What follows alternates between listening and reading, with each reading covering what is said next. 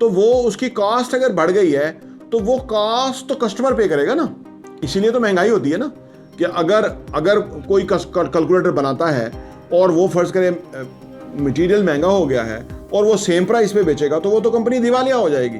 वही ना कि अगर फर्ज करें एक प्रोजेक्ट पे 30 करोड़ लगना था तो उन्होंने 40 करोड़ की बिल्डिंग बेच दी, 10 करोड़ उन्होंने सोचा हमारा प्रॉफिट है और उन्होंने बगले पे जाएगी बहुत प्रॉफिट है।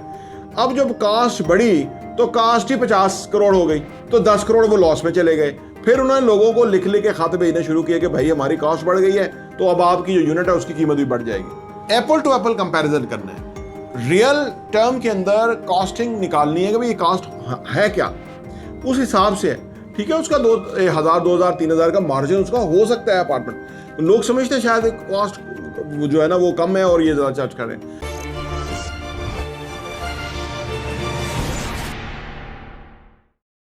बिस्मिल्लाहिर्रहमानिर्रहीम, अस्सलाम वालेकुम रहमतुल्लाहि व बरकातहू। मेरा नाम अहमद अकील है, आप देख रहे हैं property vision TV. Building construction के अंदर हम यूनिट सेल करते हैं। तो पहले आज से 2 साल पहले हम 9500 पर स्क्वायर फीट पे, 10,500 पर स्क्वायर फीट पे अपार्टमेंट बेच रहे थे। फिर 1 साल पहले 12,500 पे अपार्टमेंट बेच रहे थे। आजकल हम 15,000 और 16,000 पर स्क्वायर फीट पे अपार्टमेंट बेच रहे हैं। अब ये सवाल पैदा होता है, लोगों ने पूछा है कि ये कीमत कौन डिसाइड करता है। देखिए, जिस तरह से पाकिस्तान के अंदर महंगाई हो रही है, कंस्ट्रक्शन मटेरियल महंगा हो रहा है, हर चीज़ महंगी हो रही है। 25% तो महंगाई है। तो 25% का मतलब है कि अगर 1 अरब रुपए का प्रोजेक्ट है तो उसकी कास्ट 1 अरब 25 करोड़ हो जाएगी। ठीक है ना। तो अब इसका मतलब ये है कि कास्ट तो बढ़ गई।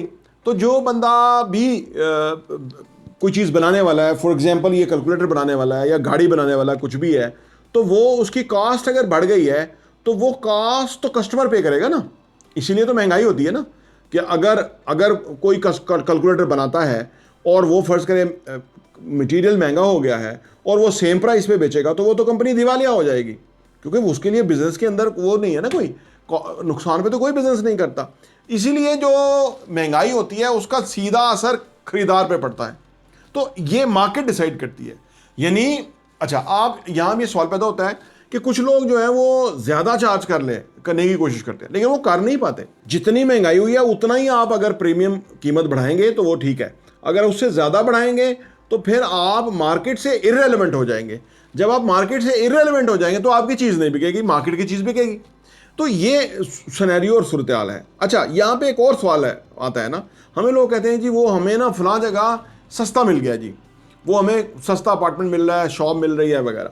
अब यहाँ पे एक और इशू आ जाता है, वो ये कि जब ये बिल्डर्स, ये बिल्डर, इनको अनाड़ी बिल्डर कहिए, क्योंकि अभी पाकिस्तान में 2-3 साल 4 साल से पहले कोई बिल्डर नहीं था, ये सारे अनाड़ी हैं। लेकिन ये जो वो बनते बहुत अक्लमंद हैं, वो इंसानी नेचर है कि वो समझता है कि वो बहुत जो है ना वो बहुत कुछ समझ गया है। लेकिन अगर तारीख उठा के देखें तो पाकिस्तान में 4-5 साल पहले से कोई ज़्यादा बड़ा बिल्डर नहीं थे, कोई छोटा मोटा प्लाजा 5 मरले वो बनाते रहते थे। ठीक है ना। तो ये अभी अभी बिल्डर बने हुए हैं। अब अभी अभी बिल्डरों से क्या नुकसान हुआ कि उन्होंने जब ये 2 साल पहले बिल्डिंग्स बना के बेचना शुरू की तो उस वक्त कीमतें नीचे थी, तो उन्होंने और सस्ता बेच के जल्दी सेल करके उन्होंने सोचा हमारा चीज़ बिक गई। अब वो चीज़ तो बिक गई, आगे महंगाई हो गई। वही ना कि अगर फर्ज करें एक प्रोजेक्ट पे 30 करोड़ लगना था तो उन्होंने 40 करोड़ की बिल्डिंग बेच दी, 10 करोड़ उन्होंने सोचा हमारा प्रॉफिट है और उन्होंने बगले में जाएगी बहुत प्रॉफिट है।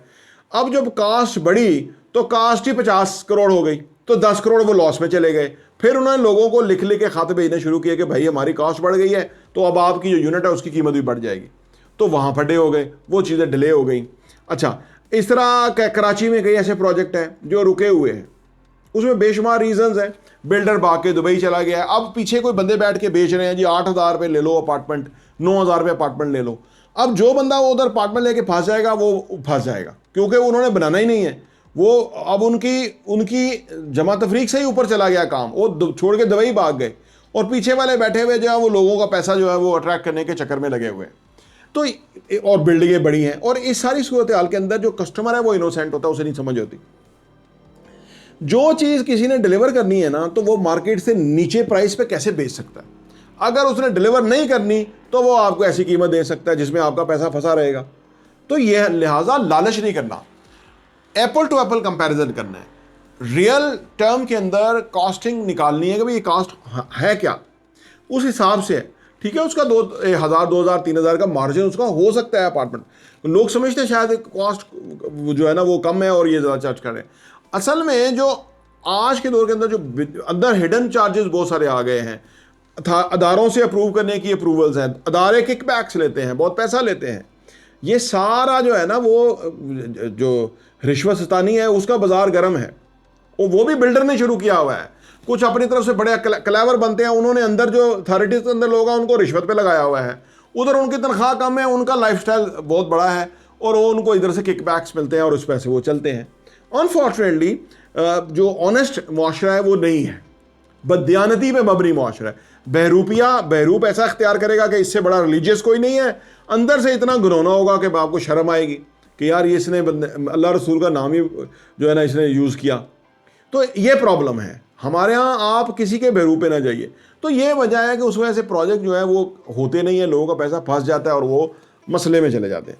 तो कीमत डिसाइड होती है मार्केट में, कास्ट के साथ कीमत डिसाइड होती है। ये कोई अपनी कीमत रख के नहीं वसूल कर सकता, जबकि मार्केट में चीज़ें अवेलेबल हैं और रीजनेबल प्राइस हैं और बकाया सारा कुछ। तो ये कुछ चंद बातें हैं, तजावीज़ जो मैंने आप सामने रखी है कि कीमत के हवाले से आपके जहन में कोई भी सवाल हो तो वो आप हमें कमेंट करें, इंशाल्लाह ताला इसको भी आंसर करेंगे। प्रॉपर्टी टीवी देखने का बहुत बहुत शुक्रिया।